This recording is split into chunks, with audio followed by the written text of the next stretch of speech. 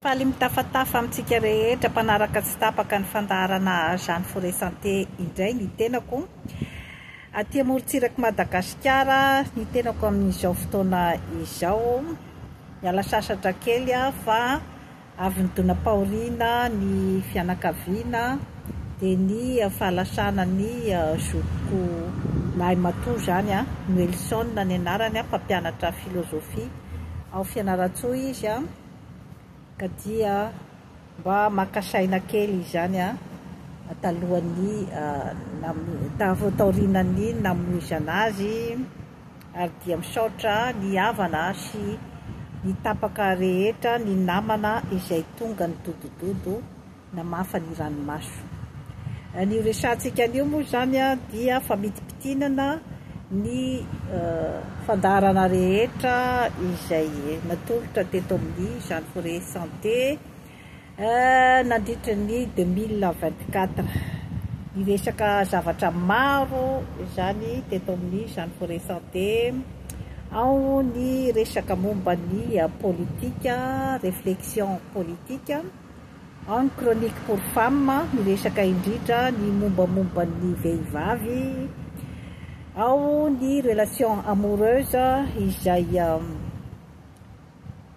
makafaka momba ny fifankatiavan'ny lehilahy sy ny vehivavy zany eo ihany koa ny vie sociale izay makafaka ny toe-javatra misy eo amin'ny fiarahamonina iray, eo ny resaka santé resaka indrindrandrindra zany momba ny fahasalamana indrindrandrindra dia ny fitandrovana eo amin'ny resaka sakafo ara-pahasalamana inona sinona daholo ireo sakafo mitondra otrikaina izay tsara hohanina isan'andro, eo ihany koa zany ny momba ny fikojana ny tarehy, ny produit izay vokarina eto amin'ny Jeanne Forêt Santé dia ny produit vita amin'ny huile essentielle mandravasarotra na ny sarô izany. Manana gamme maromaro zany sika dia ao ny antiride, ao ny crème hydratante, ao ny crème de nuit ary ao ihany koa zany ireo karazana akora izay manala ny rida ary indrindrandrindra zany dia madio ny tarehy. Ao ihany koa zany ireo huile magique izay nahitana vokatra tsara dia tsara teo amin'ny fitsaboana ny hoditra izany, na ireny hoe brûlure du soleil, na ny piqûre de moustique, ny piqûre de guêpe, ny allergie amin'ny endriny maro samihafa toy ny eczéma, ireny rehetrarehetra ireny zany dia nahitana vokatra daholo tamin'ny huile magique sy ny huile de vie. Maro dia maro ny olona izay hoe nahitana soulagement zany teo amin'ny fanahitaina na teo amin'ny ozatra na teo amin'ny valitaonana articulation izany tamin'ny alalan'ny huile de vie. Eo ihany koa zany ny fikojana ny volo, ny sève capillaire izay manalava volo ary mitsabo ny volo mba tsy ho tapatapaka ary mitsabo ihany koa zany ny hodi-doha amin'ireny hoe akadrano na ireny mandrotsirotsina amin'ny hodi-doha ireny. Izay zany ny fikojana ny vatana ny tarehy eto amin'ny Jeanne Forêt Santé. Dia misy ihany koa zany ny gamme crème amincissante ary ireo karazana régime izay sady mitandro amin'ny fahasalamana no manahy vatana ihany koa izany. Miresaka ihany koa zany sika teto amin'ny Jeanne Forêt Santé ny fomba fijery amin'ny lafiny maro samihafa ny fomba fiainan'ny olombelona, ny fomba famahana ny olana na ny développement personnel izany a, izay miopana indrindra ny amin'ny asambarantsika olombelona. Isika ihany no mikoja ny asambarana, ary isika ihany koa no mety anome an'ireo karazana afobe iainantsika eto ambonin'ny tany. Satria rehefa ahorintsika ao anatin'ny positif ny fiainantsika, ao anatin'ny saina miabo, saina tia karokaroka, saina manana tanjona amin'ny fiainana, saina izay mahay mitandro ny fiarahamonina sy ny maha-olombelona. Rehefa kotrehintsika zany izay karazana fijery, karazana fomba fisainana izay, dia hanana kokoa zany sika ny chance amin'izany ataontsika hoe fiadanatsaina. Ny asambarana izany dia ny fiadanatsaina izay mipetraka ao amin'ny tenanao. Ka tsao ao aminao ny talenta. Inona ny talentanao ahafahanao zany mandroso bebe kokoa ary mahatratra ny tanjona izay tianao tratrarina amin'ny fiainana. Misy ny fitenenan'ny Einstein ny hoe fataro ny tenanao, raha ohatra ka trondro ianao dia aza manantena anidina toy ny vorona hipetraka eny ambony hazo.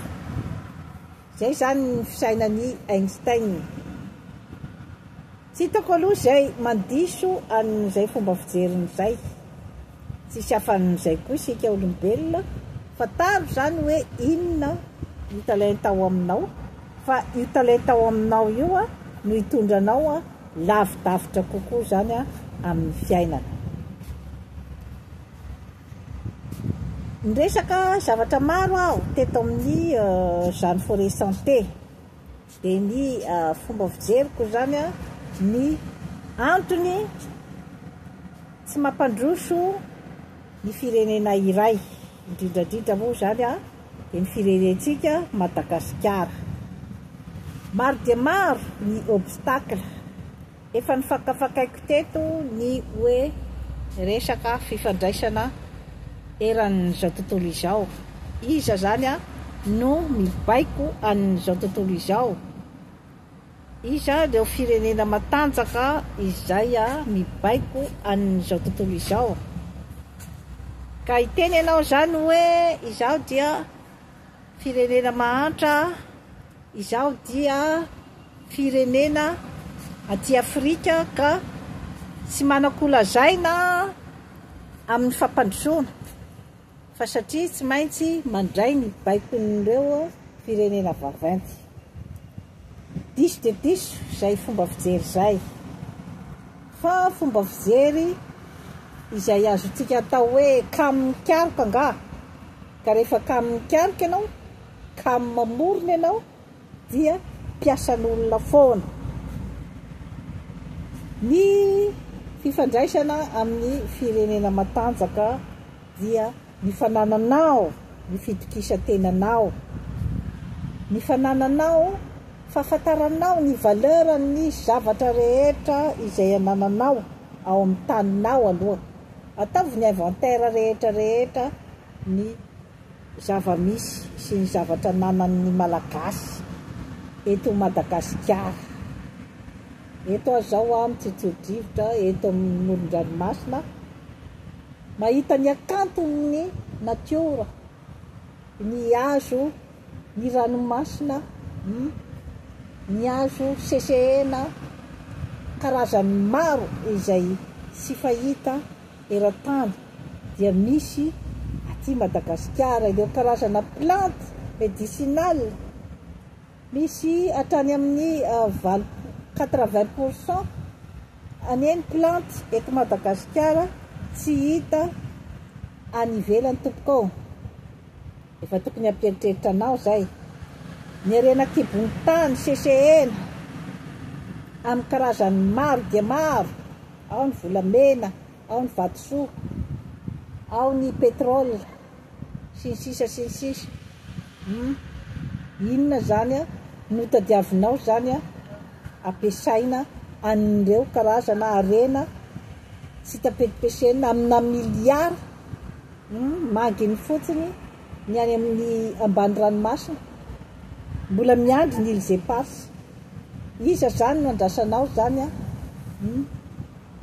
hamahany zay olanao zay amin'ny vahoaka matory eo ambony arena, vahoaka mahantra miondaka rena, miandry zany ny manam-pahaizana malagasy mikaroka ny vahaolana ny amin'ny hoe mba samy mahazo tombontsoa. Zay ihany ange sy zany tsy midika hoe andeha androndroka ny vazaha, andeha androndroka ny karana, androka ny soloa, tsy mila an'izany. Fikatsahana ny tombontsoa ho an'ny tsirairay zay ke natao hoe pays émergent fa mbola kamo ny elitatsika, mbola kamo ny manam-pahaizana hikaroka ny inona ny vahaolana maharitra ho an'ny Madagasikara satria mbola olombitsy no te amen'ny paosy. Dia ny sisan'izay zany a dia ny vahoaka tsy mandady arina izay mandray latsaky ny $1 isan'andro eo amin'ny 70,000 malagasy ane, dia mbola mandray $1 isan'andro.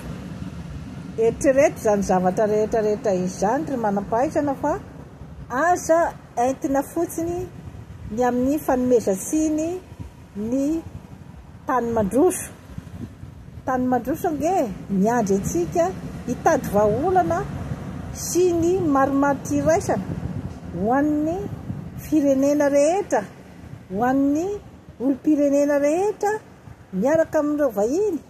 Tsy sarotra ane zany zavatra zany volonté politique tompoko no mamaha an'izany zavatra rehetrarehetra izany ary ny teny arana amintsika samy malagasy.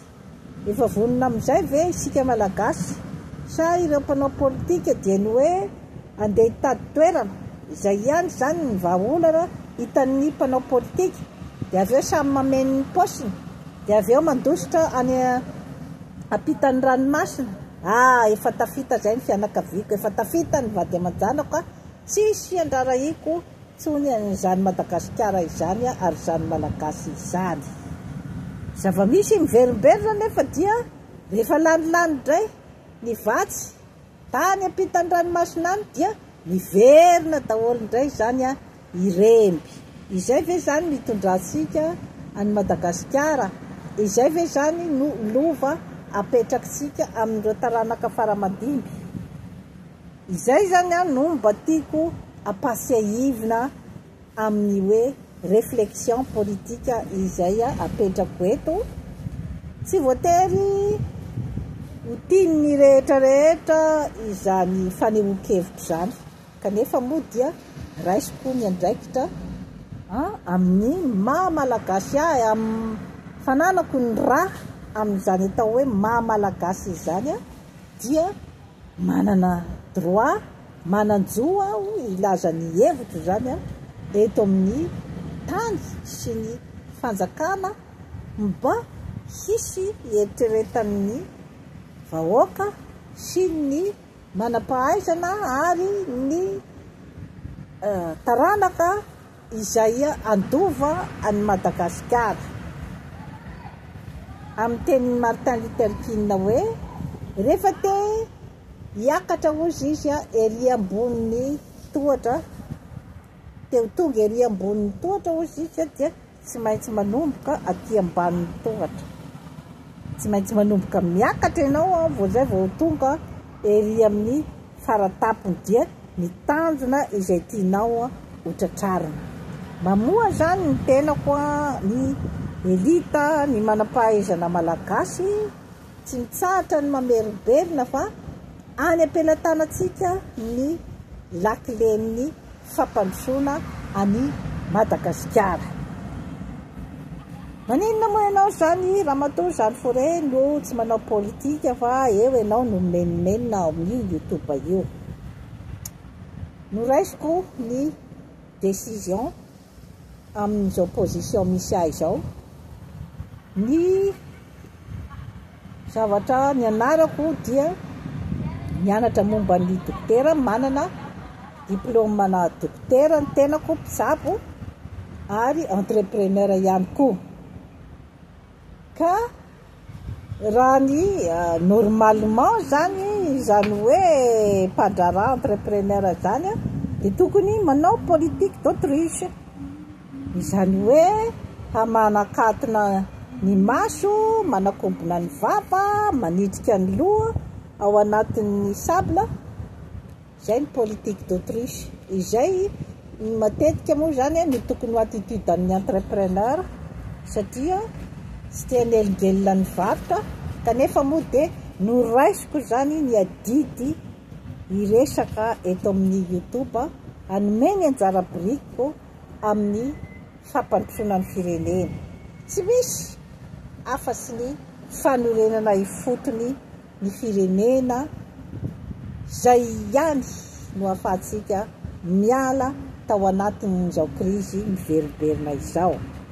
Satria raha ohatra isika zany amerimberina foana hoe miala teo avy nanitrika paosy, dia hiditra indray ny manaraka mpiditra paosy, ny vahoaka dia mitolagaka, mianahana, mitanatana vava ozy izy ny fitenenana, mijery ny spectacle ny mpanao politika, mampiditra paosy, miala, dia miditra indray ny sasany, rehefa voky dia miala, miamaty ny vahoaka malagasy.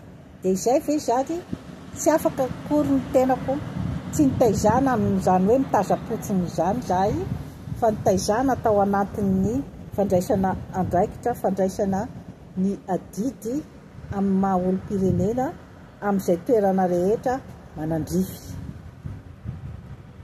Ka fandrenana ifotony averimberiko eto, maro dia maro ny secteur izay mila an'izay hoe fandrenana ifotony izay, mila ny fifampidinian'ny mpiray tanindrazana, mila ny teny iarana. Ao ny secteur ny momba ny fahasalamana izay marary dia marary, ary dia maro ny olona maty ao amin'ny hôpitaly satria misy ny négligence, misy ny tsy fananam-bola. Izany fandrenana ifotony momba ny fahasalamana izany dia tsy akinina fotsiny amin'ny fitarainana fa dia ny dokotera dia manao négligence, mandray vola. Inona zany ny vahaolana hoentintsika amin'izay? Rehefa omenao ny karamasahaza ny dokotera, omenao ny formation araky ny tokony ho izy, rehefa ataonao tsara fitaovana ny ao amin'ny hôpitaly, sy apetrakinao ny ambiance ho an'ny ampiasan'ny hôpitaly, dia ny fametrahana ny kantiny zany na ny zavatra rehetra izay hoe mba apetipetiny fiainany ao amin'ny hôpitaly, dia mandeha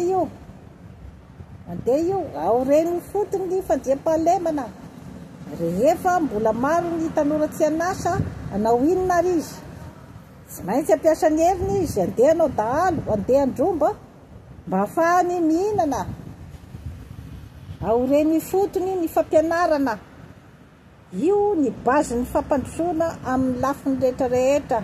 Ary ao anatin'ny fampianarana ihany koa dia tokony ampidirina ao an-tsaina ny fitiavan-tanindrazana sy ny hoe sentiment d'appartenance. Anao Madagasikara fa tsy anao indray no amiravira azy, anao daholy ny tontolo rehetra, anao ny volamena eto, fa tsy anikarana sy ny sinoa sy ny vazaha. Rehefa nomenao azy dia lasany, zay le fandehany, fa tsy misy ny mazie sy ny solution de génie ohatra ny ieritreretana n'izany zavatra rehetrarehetra izany, fa miatomboka amin'ny fanabeazana antsika rehetrarehetra, ny fampandrosoana ny firenena, ny fampianarana ny vahoaka dia afaka mieritreritra izy, afaka mandinika ny participationy ao anatin'ny fampandrosoana. Efa zava-dehibe ny fampidirana ao anatin'ny lohany fa Madagasikara dia ho an'ny malagasy raha ny tokony ho izy. Fa izay aloha zany tsy izay no zava-misy amin'izao fotoana izao.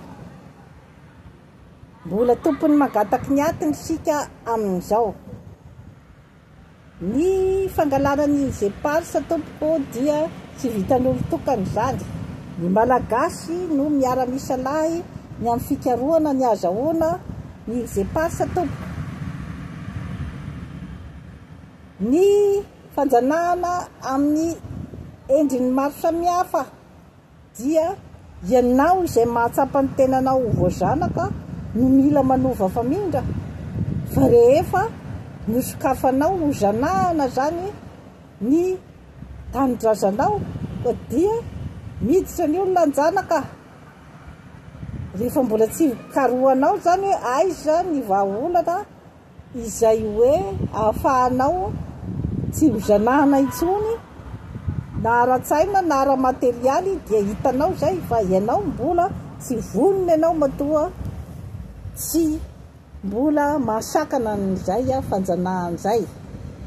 Ny fametrahanao ny toerana tokony isy ianao amin'ny taninao ary ny fametrahanao ny toerana tokony isy ny vahiny, izay ny zava-dehibe. Fahaizanao miaro ny teritoaranao satria rehefa tsy voaharinao ny teritoaranao, izy moa zany no andrasanao hiaro azy. Ny vahoaka avy any amin'ny faritra izay mamerimberina ny domination ataon'ny fokomerina azy, isika avy any amin'ny faritra ihany no manome vahina azy ny hametraka n'izay karazana domination izay. Firifiry ny elita avy any amin'ny faritra fa sy mieritreritra ny hoe ahoana ny ampandrosoko ny faritra misy ahy. Fa dia rehefa mba mahazo toerana kely, potipoty mofo kely ao amin'ny gouvernement tao izy dia mangina ary dia tsy mijery intsony ny faritra izay ny aviany. Réflexion daholo izany zavatra rehetrarehetra izany izay mila dinihantsika manam-pahaizana, mila dinihany manam-pahaizana, tsy rairay. Efa veribery teto foana nandinika ireo vazaha ireo no nahita ny fanaovana automobile, namorona izy ny ordinateur, namorona izy ny roplanina, namorona izy an'ity karazana teknôlôjia izay ampiasaitsika amin'izao fotoana izao. Mba mieritreritra kely ianao ahoana moa ny fomba namoronana an'izao? Volonté tompoko, hialana tao anatin'ny haizina. Inona zany no zavatra ataoko mba hapetipety kokoa ny fiainako? Au lieu dia andeha tongotra 4 kilometatra aho, dia mikaroka ny mba andehanana haingakaingana kokoa dia ny famoronana ny automobile. Ka dia ny fampandrosoana an'ity nosy manaratsika ity ve dia ho sarotra tompoko. Dinio akaiky ny momba an'izay raha hoe hoarina tamin'ny famoronan'ny vazaha ny ordinateur io. Firifiry ny manam-pahaizana any erak'izao tontolo izao izay matimatesasika hambo eto fa manam-pahaizana ohatr'izao. Gasy ane ny ohatran'izao ary gasy ane ny ingénieur ary amin'ny aniny ary gasy ane ny docteur ary amin'ny aniny ary ampandrosony nosy kelinao eo tsy vitanao. Tadidio fa rehefa maty ianao dia maty any nge zany ny fahaizanao sy ny zavatra rehetrarehetra sy ny tantaranao. Milevina kely ary amin'ny afasabazary ianao rohatra tsy hody, rohatra anao mody zany dia iny fa hoentina ny vatapaty alevina tia Madagasikara, tsy isy zavatra mba vitanao taty. Eritrereto tsara ihany, eritrereto tsara ihany. Ka fikaroana momba ny fampandrosoana ny Madagasikara. Avy eo dia tsy tokony ho vitany manam-pahaizana mielipatrana eran'io fa ilay personnalité-ntsika mihitsy no tsy niformena tamin'izany. Ka tsy mbola tara isika amin'izao fotoana izao amin'ny fifoasana amin'izay resaka izay. Tsy mbola tara. Zay zany no azoko lazaina ambangovangony amin'ny resaka izay hoe alefako eto amin'ny YouTube Jeanne Forêt Santé. Dinidinika ambany tafitrano na dinidinika morom-patana hozy izy ny fitenenana. Misy ihany koa ny fitaizana ny tanora mba hanana tanjona. Misy ihany koa ny fitaizana ny vehivavy ny amin'ny hoe mba hanana ny indépendance financière na ny indépendance amin'ny resaka fitiavana izany, satria ny mamotipotika asika vehivavy dia io resaka fitiavana io. Izany hoe rehefa tsy nanjary ny fifankatiavana tamin'ny olontiana iray dia potipotika tanteraka ny fiainana, dia mieritreritra fa tsy vehivavy manana maha-izy azy rehefa tsy tafiditra tanatin'ny fanambadiana. Efitra diso dia diso izay zavatra izay, fa ny tokony ataonao dia ny fikojanao ny fitiavanao ny tenanao sy ny fitokisan-tenanao. Zava-dehibe izay zavatra izay. Tsy mandrara velively ny finoanao an'Andriamanitra zany. Tsy mandrara ny finoanao an'izay hoe zavatra tianao ametrahanao ny finoanao eto ambonin'ny tany. Fa ny zava-dehibe dia ny hoe inona ny tanjona sy ny foto-kevitra izay joroanao zany eto ambonin'ny tany fandalovana ity. Dia toy izay sy toy izay no famitinana ny fandaharana izay atolotra eto amin'ny Jeanne Forêt Santé, ary dia manaova abonnement mididia matetitetika ary partageo ny zavatra tsara izay hitanao teto, ary mirary krismasy sambatra ho an'ny malagasy tsy vaky volo, ary dia mirary taona vaovao 2025 ho an'ny olona rehetra mba ahita ny asambarana. Veloma tompoko.